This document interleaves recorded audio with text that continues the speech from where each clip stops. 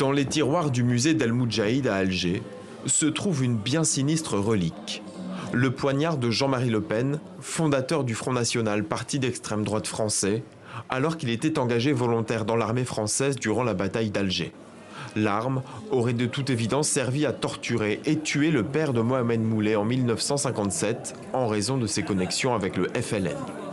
Aujourd'hui encore, les anciens combattants de l'ALN se souviennent. Sa spécialité était de sortir dans la nuit avec sa section et aller à la Casbah pour débarquer dans les maisons. Il a tué beaucoup d'Algériens, sans parler de ceux qu'il a torturés.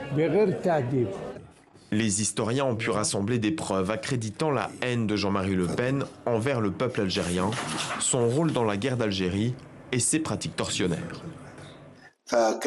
Il était responsable d'assassinats lâches et d'actes de torture contre les militants de la cause algérienne et les résistants, dans la ville d'Alger et dans d'autres villes.